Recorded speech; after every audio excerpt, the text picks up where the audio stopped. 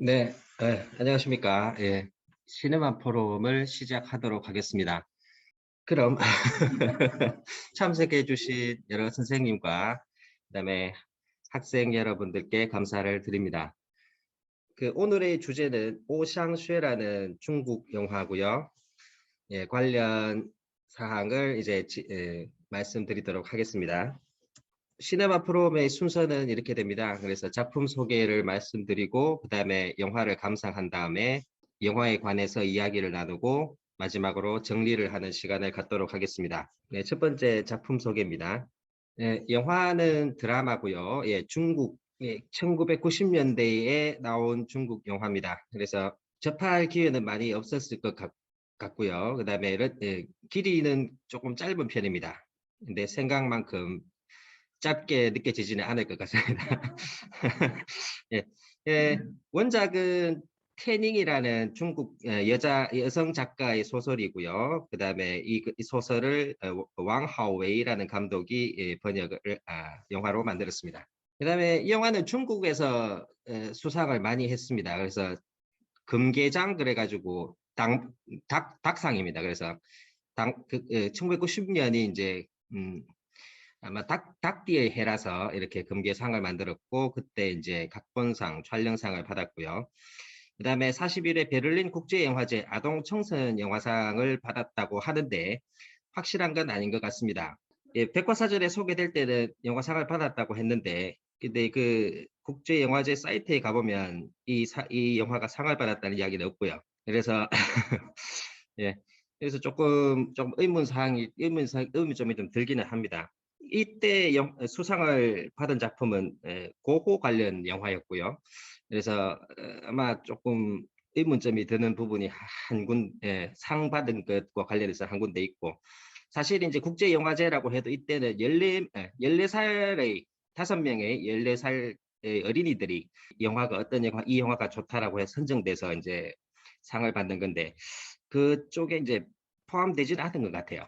그다음에 중국 아동 청소년 영화 동우상 그래도 이거 소죠? 예, 소로 해서 이제 상을 하나 받았다고 했습니다. 그래서 연기자상 샹수의 아버지는 여기서 말도 잘 안 하고 뭐 그런데 어쨌든 받았습니다. 그래서 우수 촬영 영화상, 우수 미술상, 예술 성취 특별상 뭐 이렇게 해서 각종 상을 받았다라고 합니다. 그래서 이 소설이 원래 좀 유명해서 중국 중학교 교과서에 실려 있던 관계로 예, 조금 유명해진 작품이고요. 그래서 이제 주요 감상 포인트는 이제 농촌에서 어떻게 살고 있는가, 그 다음에 기체가 들어와서 무엇이 변하는가, 그리고 거기서 주인공은 어떤 선택을 하는가가 뭐 살펴보실 포인트 가운데 하나일 것 같습니다. 예, 그러면 이 영화를 같이 한번 보도록 하겠습니다. 일단은 이 작가에 대해서인데요. 이 작가가 좀 재미있는 분 같습니다. 그래서 소설가 티에닝이라는 분은 인터넷에서 이제 북경 출신이라고도 하기도 하고 하복성 출신이라고도 하는데 하복성 출신이 맞는 것 같아요. 왜냐하면 나중에 이분이 이제 하복성에서 문학 활동을 하기 때문에 아마 그럴 것 같다는 생각이 듭니다. 여기 아버지가 화가이면서 대학 교수고 어머니는 성악을 전공한 사람이었기 때문에 예술가 집안에서 출생했다라고 보여집니다. 그리고 집안도 좀 괜찮은 집안이었던 것 같고요. 그런데 이제 9살쯤에 문화대혁명을 겪으면서 가정이 약간 조금 흔들렸다가 다시 재결합을 하게 되고 가만 보면은 16살 때 아버지가 이제 딸의 문학적 재능을 보고 작품을 써서 어떤 문학가에게 갖다 줘서 인정을 받는 이런 과정이 있습니다. 그래서 16세 때 자기 소설 작품을 씁니다. 그러니까 출간하게 되는데 그다음에 그렇게 해서 이제 23살 때 이제 하복성 문화예술연합회 같은데 이제 국가기관이거든요. 여기서 참가해서 문학 활동을 시작했고 음 그동안 이제 이렇게 하면서 이제 시골에서 생활하다 하며 한 경험이 있습니다. 이제 그다음에 문학 활동을 하면서 그러다가 이제 그 경험을 바탕으로 26살 때 이 작품을 쓰게 됩니다. 그래서 상을 받기도 했고 그다음에 나중에 이게 중국 당장 실린 건 아니고요. 교과서에 시간이 좀 지나서 중국 교과서에 중학교 교과서에 실리기 시작합니다. 그리고 이 소설은 저희들이 봤던 이제 우리들이 봤던 영화는 이제 베를린 영화제에 출품이 되는데 예, 상을 받은 것까지는 확실하지는 않은 것 같습니다.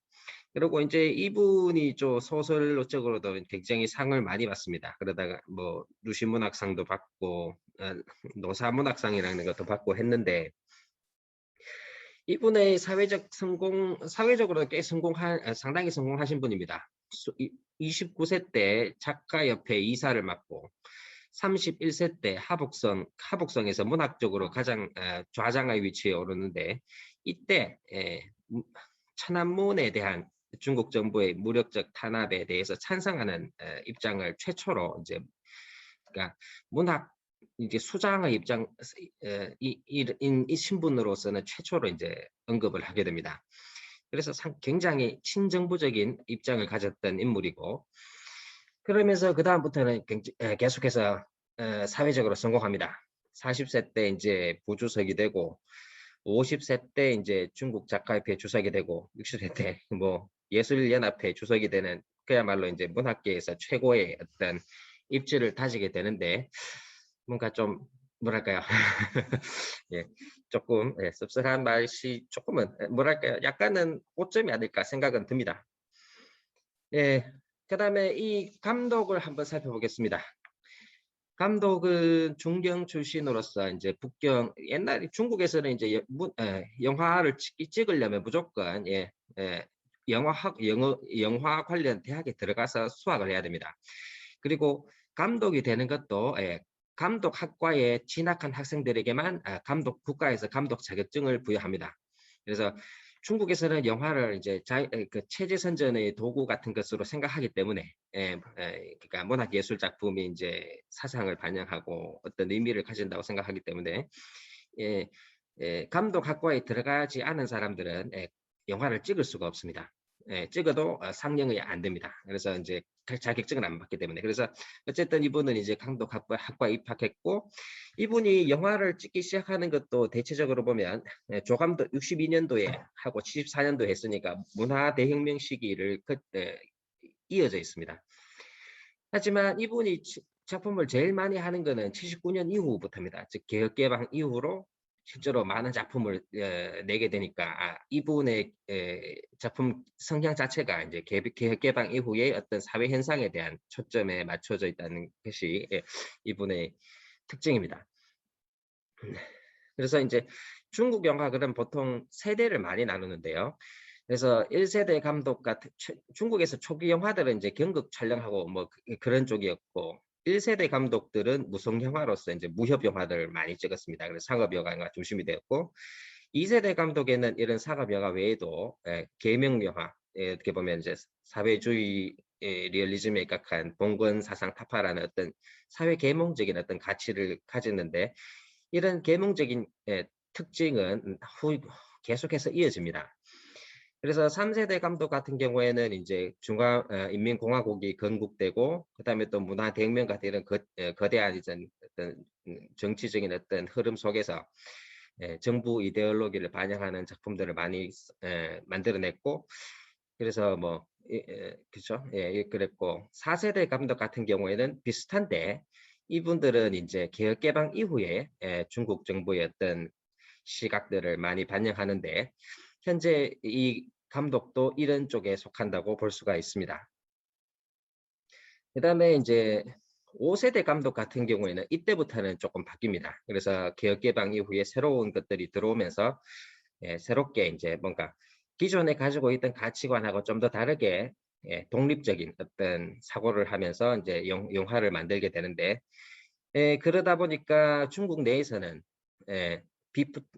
비판을 받는 감독들이 꽤 있습니다. 지금이야 체제에 순응한 감독으로서 비판을 받고 있는 짱 이모 같은 경우에도 최초의 작품을 찍을 때는 중국적인 어떤 것을 중국의 치부를 외국에 소개하면서 자신의 명성을 높인다는 비판을 받았습니다. 그래서 초기 작품 같은 경우에는 굉장히 이제 중국에서 상영이 금지되기도 했고 게다가 이제 이 사람이 감독 자격증이었기 때문에 아마 그런 부분도 존재했던 것 같습니다. 그래서 이분들 같은 경우에는 초기에는 독립적인 어떤 그러니까 기존의 중국의 감독과는 조금 다른 길을 갔지만 2000년대 이후로부터 시각이 점점 체제 수능적으로 변하기 시작합니다. 현재 감독들은 6세대 감독인데요. 대체로 이런 사람들이 많습니다. 그래서 이분들은 보통 얘기하는 천안문 때문에 어떻게 보면 중국 국가에 대한 어떤 국가주의에 대한 조금 더 새로운 감각이 생겼다라고도 이야기를 하고 있고요. 그다음에 그렇기 때문에 5세대 감독들이 2000년대 이후에 뭔가 변화하는 길을 걸어가게 된 것을 보고 굉장히 비판적인 입장을 가지고 있습니다. 대표적인 인물은 스틸 라이프 감독이었던 지하장크 감독이 있습니다. 그래서 지금 우리가 보고 있는 이 작품은 4세대 감독이고요. 그래서 개혁개방 이후에 어떤 중국의 상황과 도시의 상황 이런 것들을 탐구하는 감독이었습니다. 그래서 저는 이제 이 작품에 대해서 주로 이제 기차가 오고 난 다음의 상황, 그다음에 이전의 상황을 한번 살펴볼 필요가 있다고 생각을 했습니다. 그래서 이전의 삶은 그냥 못 살지만 좋은 동네 그렇게 됐는데 기차가 들어오면서 즉 소설에서는 이제 1분간 정차하는 기차가 생기는데 여기 그 상황에서 이제 조금 뭔가 마을에도 변화가 생기기 시작하죠. 그래서 기차는 아이들에게는 이제 어떻게 보면은 환상의 공간이고 문학적인 공간이라고 생각이 되었습니다. 그래서 농촌의 현실에서는 이제 불가능한 것들이 보여지는 그래서 만화경 같은 세상이었고 머리띠 같은 것도 화려한 도시 문화일 수도 있고 그리고 그쪽 사람들하고도 사랑도 해보고 싶고 그다음에 좀 더 나은 교육을 받아보고 싶고 이런 것들이 기차를 통해서 이루어질 것 같은 그런 상상의 공간이 되었던 것 같습니다. 그래서 이런 것들이 상상에 그치는 것도 아니고 뭐 어떻게 보면 기차를 통해서 뭔가 교류가 많이 일어났던 것 같습니다. 그래서 화가 같은 경우에는 그쪽에 와서 그쪽에 사는 자연 환경과 그다음에 사람들에 대한 아름다움을 인식해주고 긍정적인 어떤 가치를 주고 그래서 이렇게 볼 때 아마 이 화가의 존재가 이렇게 드러났다는 것은 아무래도 이제 작가의 어떤 아버지에 대한 어떤 부분들까지 좀 건드리고 있는 것 같긴 하고요. 그다음에 차장 같은 경우에는 뭐 감정적인 교류라든가 순수한 어떤 인간적인 교류를 했다고 보이고 기차 승객들은 또 물건을 서로 주고받는 관계를 형성했지만 또 다르게 보면 이제 원래는 이제 이 기차가 들어오고 나서부터는 조금 균열이 생기는 모습이 보입니다. 다시 말해서 이제 재미로 갔다가 뭔가 상상을 하게 되고 그다음에 그것이 현실과 부딪혔을 때 이루어지지 못하는 자기 것에 대한 혹은 그 현실이 속에서 느껴지는 자기의 어떤 처지에 대한 비하 같은 것들을 느끼게 됩니다. 그래서 이 사람들은 이렇게 뭐 외모가 그 사람들 도시 사람들하고 안 맞다고 느끼기도 하고 그다음에 그것 때문에 서로 싸우기도 하고 본래 좋았던 관계들이 좀 틀어지기도 하고 게다가 기차하고는 크게 상관은 없지만 샹쉐가 이제 도시에 있는 시내에 있는 학교에 가게 되면서 학생들이 무시를 하고 경제적으로 이제 굉장히 궁핍한 상황을 느끼게 되고 이런 것들이 이제 점점 자신을 괴롭히게 되는데 근데 결국에는 이런 것들은 이제 농촌 공동체의 어떤 가치들로 회귀하면서 어느 정도 극복되는 형상을 보이게 되는 것 같습니다. 그래서 뭐 감을 따라 올라간 사람들을 보면서 서로 걱정하게 되고 또 맨 마지막에 이제 샹슈에를 이제 마중하면서 이제 서로 이제 끈끈한 어떤 정신적 유대 관계를 보여주기도 하고 내부적으로 이런 갈등들이 이제 시간이 지나면서 해소됐고 또 하나는 이제 경제적 갈등 같은 경우에는 뭐 그냥 자기 처지를 이제 인정하는 관계. 다시 말해서 예를 들면은 시앙슈에가 그 도시락을 안 먹으려고 하다가 나중에는 이제 떳떳하게 내놓고 먹는 모습을 본다면 그것이 이제 그리고 또 맛있는 빵을 해주는 것을 보고 먹으려 하다가 어머니 아버지에게 드리는 이런 모습들을 보면 어떻게 보면 전통적인 효라든가 이런 관계로서 이제 자기 자신을 극복해 나가는 모습이 보이는데 결국에는 이제 이 사람들한테 기차는 그냥 해프닝의 가치 그러니까 기차를 통해서 크게 이 산골 마을이 변한 건 없지만 그냥 마치 텔레비 보듯이 그냥 그렇게 한번 지나가는 자기 현실과는 그냥 뭐 조금 떨어져 있는 어떤 관계를 형성하는 것 같습니다. 그래서 이런 것들을 보면 어느 정도는 이제 도시와 농촌 간의 갈등이 해소되고 내부적인 어떤 갈등도 해소되는 것 같고, 그다음에 그럼으로써 이제 뭔가 다시 평화로워지는 것 같습니다. 그래서 이 소설의 주제에 관해서 그 백과사전 같은 데 보면 이제 그 뭐 이렇게 이야기를 하고 있죠. 그래서 낙후된 것을 버리고 발전하는 모습을 보이는 어떤 것이다. 개인적으로는 이게 무슨 말인지 잘 이해는 잘 안 되지만 어쨌든 그렇게 해놨고요.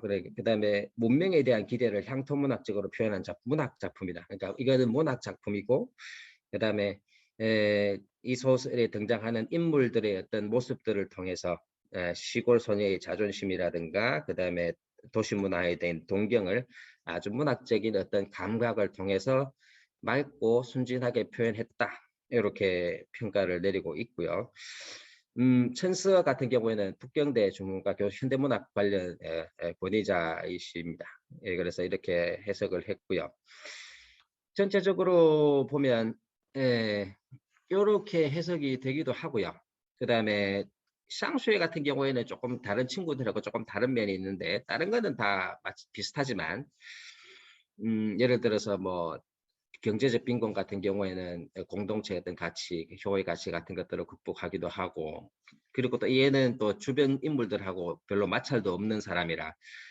그런데 이제 좀 특징적인 게 필통에 대한 애착은 굉장히 심하다는 이런 모습을 보이고 있습니다. 그래서 필통이 이제 본래 공동체의 가치로 회귀하려면 아버지가 깎아준 필통 자체에 대해서 선호를 해야 되는데 그거는 또 싫어하고, 그래서 이제 밤에 보면은 이제 교육에 대한 어떤 열망 같은 것들이 굉장히 독특하게 아직까지 뭐 이렇게 해소되지 않은 채로 남아 있는 것 같습니다.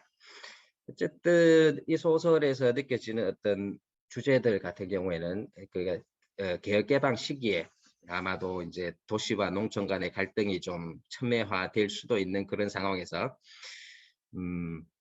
그러니까 농민성에 대한 긍정, 도시 농촌 공동체에 대한 긍정을 통해서 어떻게 보면 이 균열 같은 것들을 뭐 좀 무마하려는 듯한 느낌이 좀 있어서 이 영화나 이제 소설 같은 것들을 거기서 느껴지는 그런 부분들이 좀 있는 것 같습니다.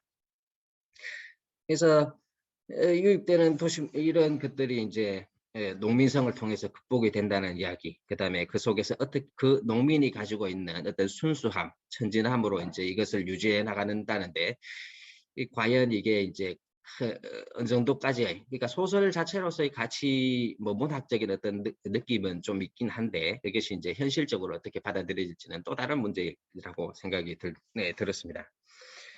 그래서 강아지와, 그래서 영화 도입부에 보시면 아이들과 강아지 풀이 나오는데요. 네, 그래서 강아지 풀이 마치 아이들처럼 막 흔들리지만 결국에는 이제 뿌리를 이제 땅 속에 받고 있는 그곳에서 이제 다시 회복한다는 이런 느낌도 들기도 해서 아마 강아지 풀을 그냥 굳이 롱테이크로 이렇게 길게 잡아갔던 이유 자체가 아마 이런 느낌도 있지 않나, 그런 느낌이 들었습니다. 네, 여기까지 주도를 했고요. 예, 여기까지. 예, 없습니까? 그럼 마치도록 하겠습니다.